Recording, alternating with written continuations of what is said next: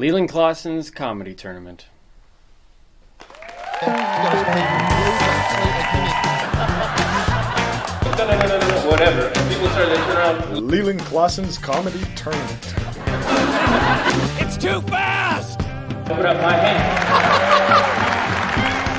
Yeah. It's my fat face.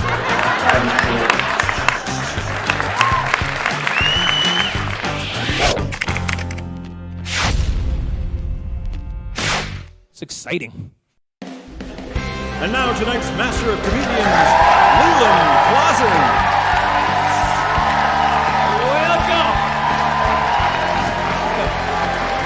Welcome to the comedy tournament, everybody. Go ahead and take your seat, but you'll only need the edge of it.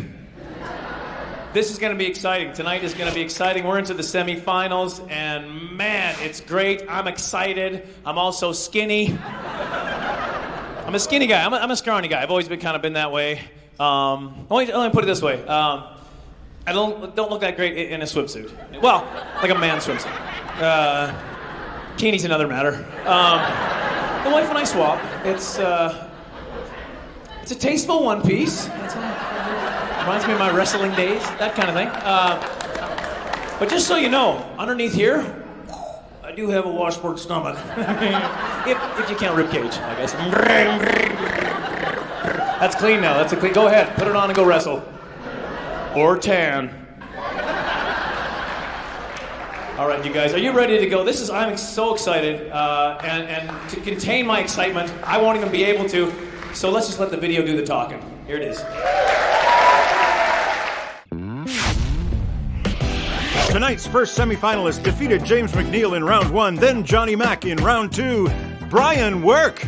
Timmy is funny. I saw him last night. He is a funny man, and it's a scary thought to go up against him. Brian Work is the most casual of all the semifinalists. It's almost like he's, well, if I win, whatever. Honestly, I just think he wants to go home. I don't know how much the judges will like shiny objects, but it's what I got for the crowd that I've got, and I'm going to give it my best. Is that confidence, or is that apathy? I don't know. I guess we'll see. Ladies and gentlemen, please welcome Brian Work.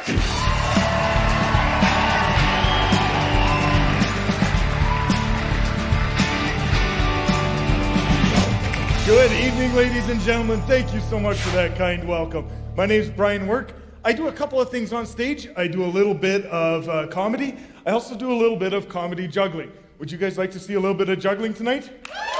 Alrighty. Now, to make my juggling show work, I need some help from the audience. I need your participation to make this work. To do that, I have a couple of rules for my show. They go like this. Rule number 1, if at any point during my show I mess up and drop something, you, the audience members, let me know by booing and hissing as loud as you can. We'll practice. On juggling, I drop one. Maybe not so enthusiastically there, folks. Rule number 2, if I do something that looks right, you guys let me know by screaming, clapping, and yelling as loud as you can. We'll practice. I'll do a simple trick. You guys go nuts with applause. Here's a double toss.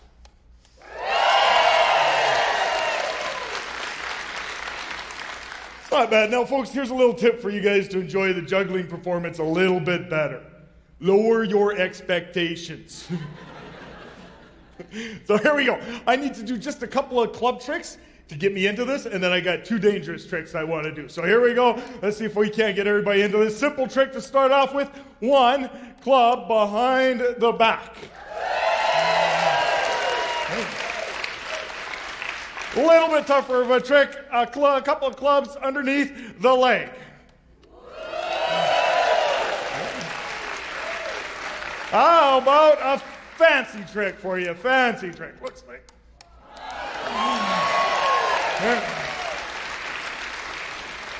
But let's find out what kind of juggling and comedy you want. Here's one trick that's completely stupid.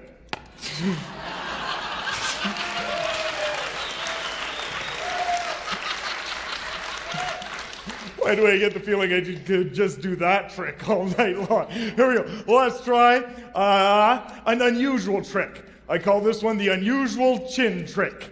The unusual chin trick. Oops. And the usual reaction. All right, fine. Since I messed up, I have a feeling most of you are watching me thinking to yourselves, go back to stupid. Alrighty, fine.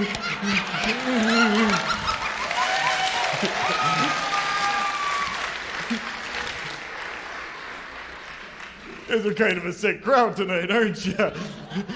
Would you guys like to see a dangerous trick? Alrighty. I brought with me tonight one 10-pound bowling ball. I'm going to take this here 10-pound bowling ball. I'm going to balance it on a club like this. Then I'm going to try to balance all of this on my face. Now, if this trick works, you guys have to make some noise because this is a very dangerous trick for me. If this trick does not work, my show is over. Oh, you laugh.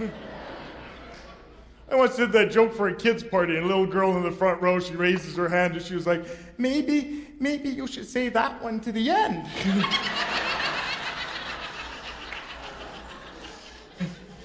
So here we go, one 10-pound bowling ball balance on a club, balance on my face.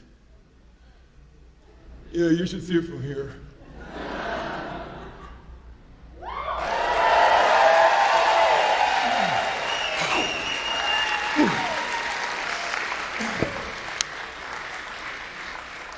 Alrighty, thank you folks, you're very kind. I've got time to do one more dangerous trick. Are you guys up for that? Alrighty, here we go. What I thought I'd do for my last dangerous trick is a fire trick. That's always cool, but I'm not going to try to juggle fire because I don't really practice. I'm going to do a trick called fire eating. Oops, this is an incredibly stupid trick, especially if you happen to have a goatee. Here's a true story. This is true, actually. I once did this trick outside for a kid's party. The flame caught the wind. The wind caught my goatee and fish, half of it vanished. All the little kids were looking up at me with big eyes. Then they started screaming, "Do it again!" So here we go. Fire eating. Putting out this torch only using my mouth. If it works, make some noise. If it doesn't work, get me some water. Only using my mouth.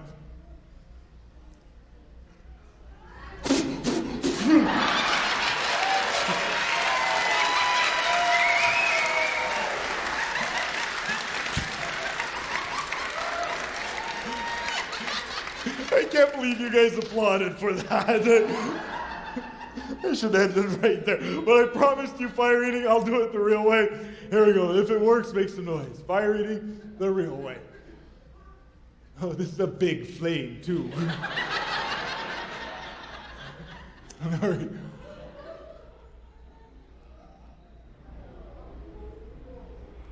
Ow! Shut up. Here we go, we'll try again. Yeah, so does anybody know jokes? All right. Oops, oh, sorry, just 1 second here. We'll try this one more time. For real this time. If it works, please make some noise. For real, fire eating.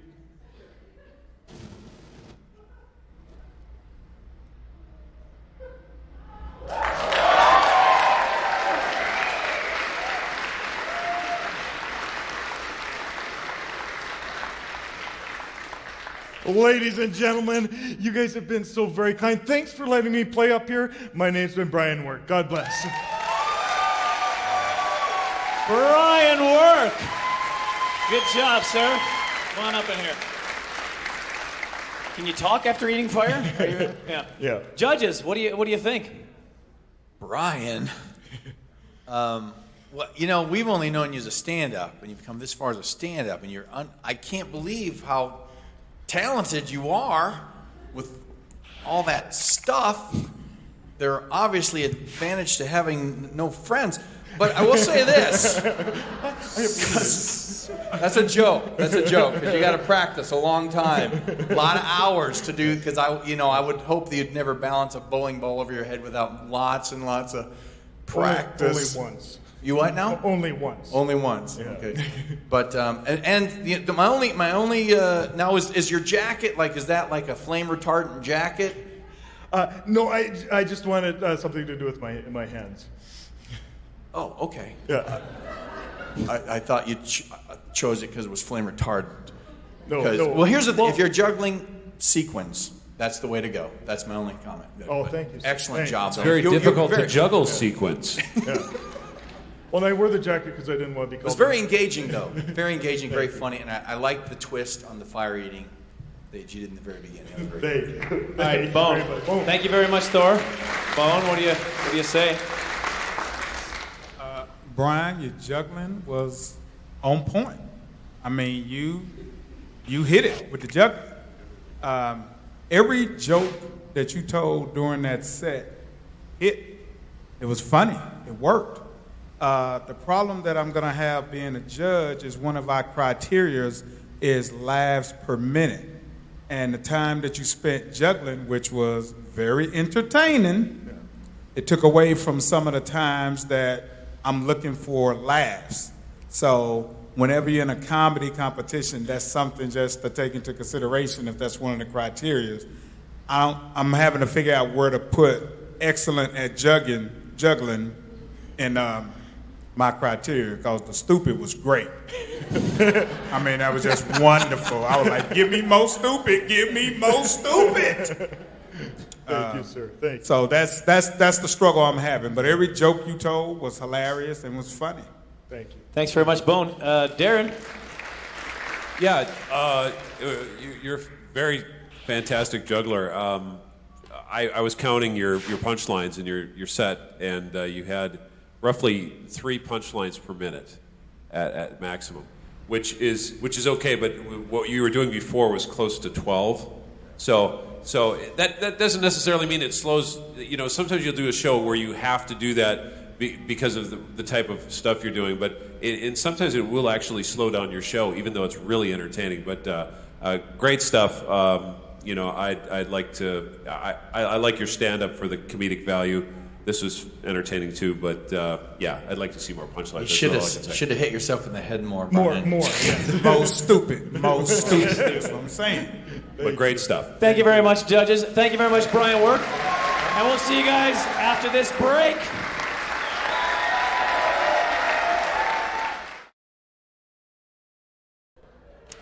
Welcome back to the comedy tournament.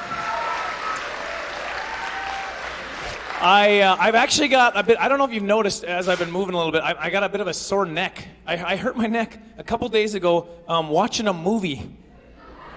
That's how you know you're getting old, when you start hurting your neck watching stuff, right? But it was because I sat too close to the screen. You know when you get that like front row seat and it's your head is cranked way back? You know you're sitting too close when you can't see the whole screen at once and you got to do this the whole time. Just like, what's going on?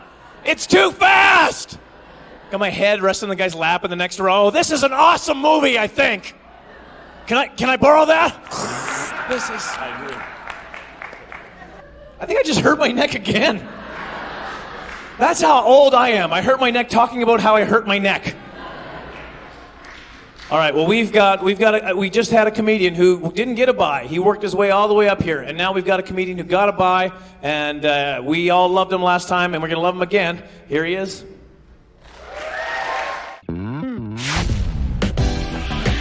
Tonight's second semifinalist defeated Joel Jeffrey in round 2, Timmy Boyle. Timmy Boyle. Wow. It's like at first, before he opens his mouth, you're like, he is cool. He is slick. He is like 007. He's not that good looking a guy to be bragging like the way he is. You're like, oh, you more like 00.7. I thought, he was a little arrogant, to be honest. He drank orange juice, so you can't get that mad at him. I have sent it to the lab and have confirmed, strangely enough, that it is only orange juice in that glass he brings on stage. Ladies and gentlemen, please welcome Timmy Boyle.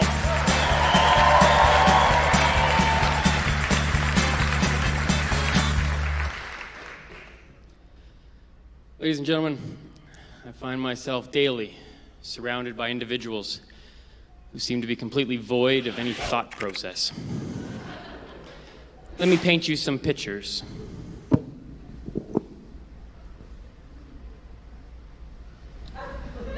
Speedos. Folks, I didn't want to even get into Speedos tonight, but that's my point. Nobody should get into Speedos, ever. Not tonight, not tomorrow, ever.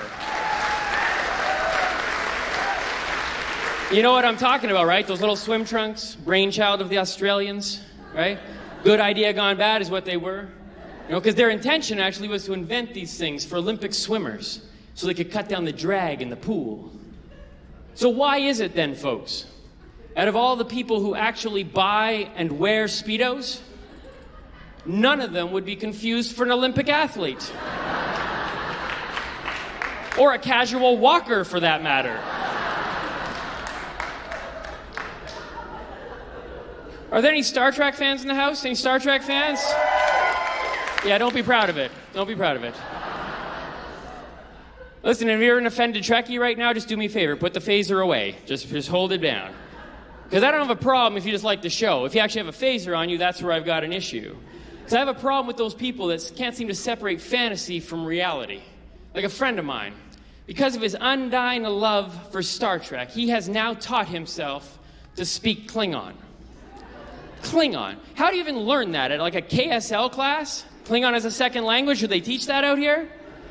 But he has somehow managed to teach himself to speak a fictional alien language fluently. That is absolutely absurd. But here's where the story gets worse. This is the same guy who back in school failed on purpose by principle French class. Because he used to say to me, "This is so stupid. When am I ever going to use French?"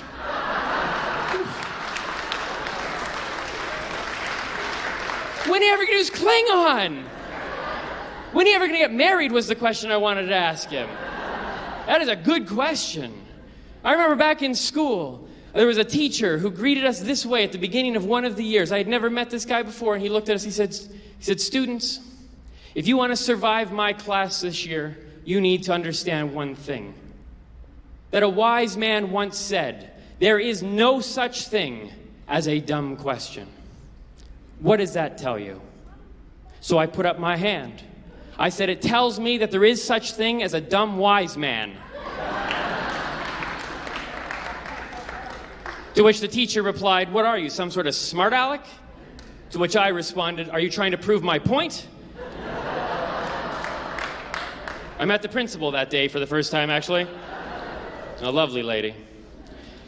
Don't go telling me there's no such thing as dumb questions, because there are dumb people ask them all the time. They come from everywhere. Not too long ago, down in a restaurant, a waiter walked up to me. I'm just trying to enjoy my nice evening out, and he looks at me and says, "Good evening, sir.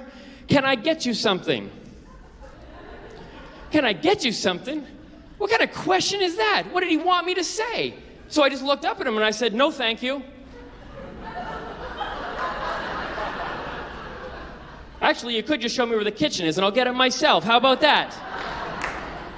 It's like, you're my server. Of course you can get me something. It's your job to get me something. In fact, if you keep asking questions like that, you're going to be serving tables for a very long time. That was my tip to him, by the way. He wasn't happy. But I was one highly satisfied customer, I'll tell you that. Anybody know those kids that have their pants right around here? You know those kids? Here's the thing about the kids today. These kids can post a picture on Facebook, while at the exact same time, send a tweet. While writing a blog, watching a video, listening to music, texting their friends, eating their lunch, doing their homework, and concocting a giant elaborate plan to sneak out of the house later that evening to go to the forbidden party, all while driving 100 kilometers an hour down the highway. While taking a picture of all that was just going on, saying, "This is me." And yet hand these kids a belt.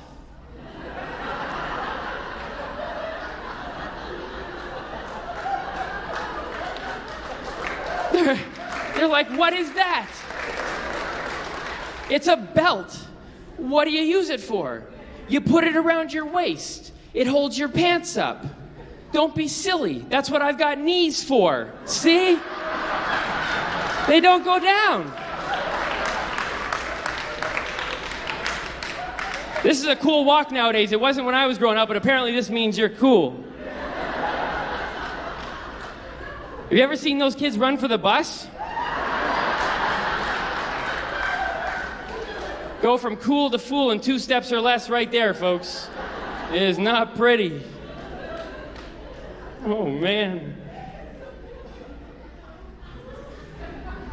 All the pictures I just painted, and there are many more, believe me, are of people that the medical community now refers to as being logically challenged. You used to just be able to call them stupid. But you can't say stupid anymore, because you're going to offend the stupid people. Which is ridiculous, because they don't even know we're talking about them. That's the thing, because we know who they are, they just don't know who they are, right? And I know you're all on the same page here, because as I'm saying this, half this room is looking at your neighbor going, mm-hmm. And the other half, guaranteed, has worn Speedos. Thank you so much, everybody. My name is Timmy Boyle. You guys have been amazing. Thank you so much. Thank you. Timmy Boyle, everybody. Timmy Boyle.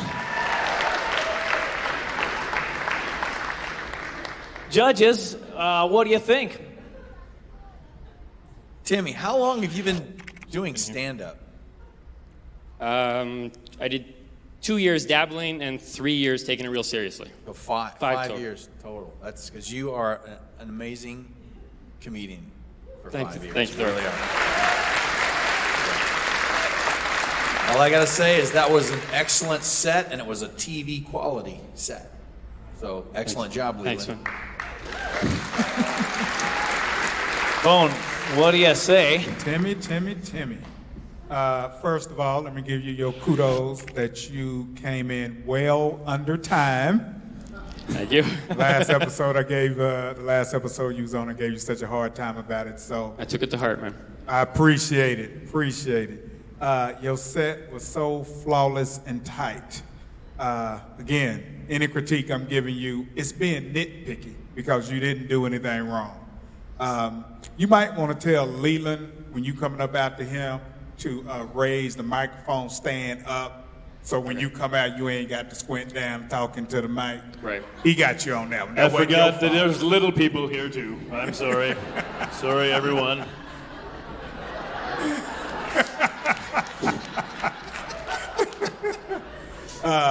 Great set, and I got to give you some kudos for something you might not even know. I don't think you even know how hard it is to follow a juggler. I was freaked, yeah. Okay. If you following a juggler and that juggler's good, it's like a whole different mindset that the audience is in, and you have to really be on your game to bring them to where you are, and that shows the level of set you had, how quickly they made that transition. They was ready to just listen to you talk. So that's even more kudos on how great your set was. Because you followed a good juggler. Yeah, he was a good juggler. And a good fighter. I'm glad, because I had a plan to set my pants on fire if it didn't go over well, just to try to... But I'm glad I didn't have to go there. They would have seen your Speedos. Fair enough. Darren, what do you say, man? Great character, excellent delivery, but you're making fun of Star Trek people, man. Yeah. No, you're gonna hurt somebody's feelings. You're gonna hurt them deep because we're not all crazy. It's in the words of that future philosopher Kang, "Ich nachaboka, nash nahoska," Timmy Boyle, nach nahoska, kapla. Yeah. Other than that, you're fine.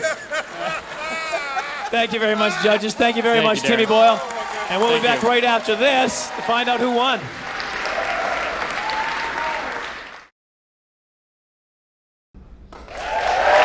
Welcome back to the conclusion of the semifinals.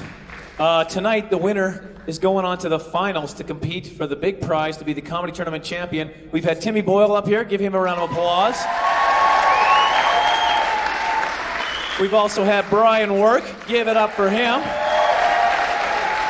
Judges, who's moving on to the finals? Timmy Boyle. Timmy Boyle, congratulations. You are a finalist, my friend. Though we want to Great job, affirm. Brian. Thank you so much, judges. Thank you so much, fellas. And we'll see you folks on the next episode of Comedy Tournament. Next time, find out who wins Leland Klassen's comedy tournament. Is it Timmy Boyle or Matt Falk? See you then. I was just thrilled that they acknowledged the fact that it was hard to follow a juggler, and apparently I followed Brian really well. So I knew I was in trouble. He was a funny man. I gave it my best, and it all came down to the better man won. So good job. I won, and now it's all guns a-blazing for the finals and see what happens.